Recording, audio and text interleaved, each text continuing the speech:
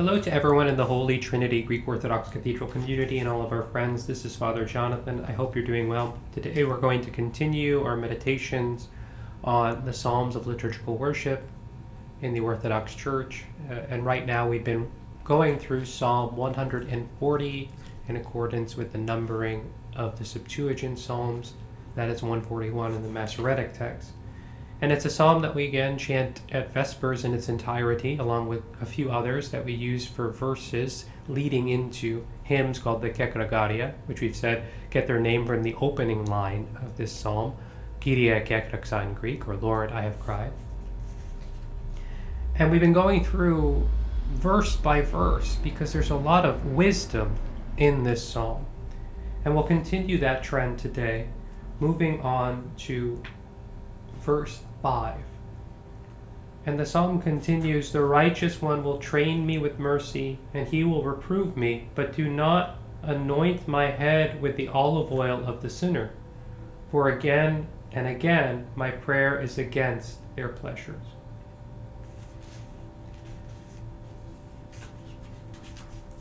St. Jerome says something beautiful about this passage. He writes, "Consider in this line, the righteous man will chasten me with mercy and reprove me. Any teacher or father or doctor, if a physician should notice infected or decayed tissue in a body and say, 'What concern is that of mine?' you would conclude rightly that he is cruel. But if he should exercise the infected tissue and cauterize the wound, he is compassionate, for he is saving the life of the man. Likewise, a teacher, if he dismisses a lad and does not exact obedience from him, hates him. If, on the other hand, he disciplines him and the remedy cures him, his apparent severity turns out to be clemency." We are in desperate need at all times of spiritual fathers and mothers and mentors and companions, those who we can turn to, who we know to be righteous, to be living lives in accordance with the will of God. We need to seek out those people who can inspire us, but not just inspire us, but help us root out those issues that are deep within us, our wounds, our spiritual illnesses, our tendencies that aren't healthy spiritually. And so it's important for us to cultivate these relationships, find those people that we believe to be righteous and holy, worthy of emulation. And in cultivating this relationship, these spiritual relationships, we know that if we listen to their counsel, if we really implement that counsel in our lives, we know that we will be healed of our spiritual illnesses by the grace of God. We know that we will grow spiritually into maturity. But we need those relationships. We can't presume that we can do this on our own.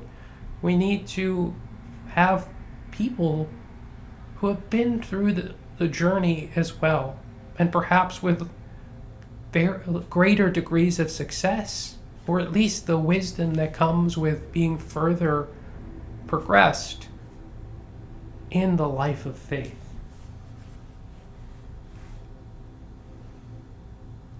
And so part of this is having to be in conversation, honest and open conversation with someone we trust. Because it's not just that they're going to see us and offer a degree of reproving, of calling us out for our sin.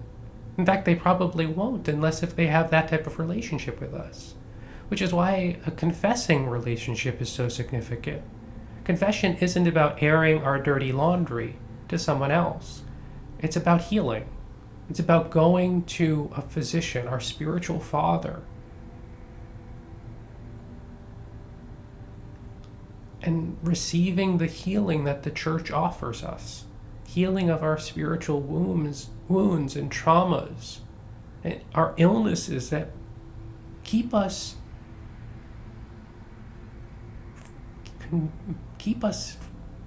doing harm to ourselves and others through sin, that keep us from being in authentic relationship with God and our neighbor. It's pernicious, but it's an illness, it's a disease.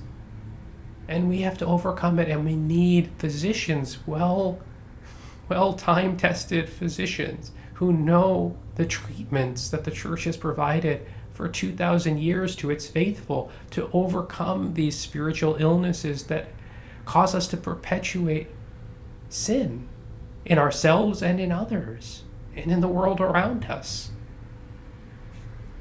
And so this is a call for us to find a spiritual guide, a righteous person that can guide us along the way.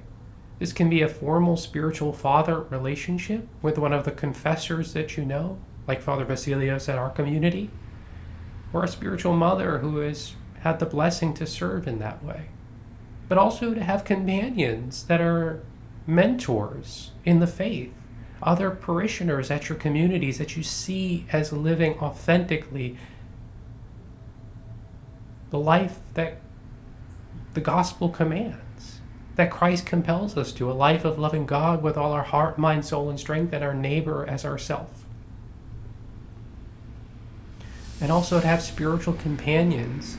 As we said in a previous meditation, it's not good for us to associate with those who are doing wrong, but associate with those who are doing right, who are righteous before God, because in doing so we will know how to authentically live. And in living that way, we will find that we are connected to our God. And in living this life, we will see transformation not only in ourselves, but in those around us with whom we interact by God's grace. So find a spiritual guide. Stick to that person and let that relationship be blessed by God and fruitful and life-giving. God bless you. We're here for you. We love you dearly. Don't hesitate to reach out. Leave us a message in the comment section. Send us a note on social media.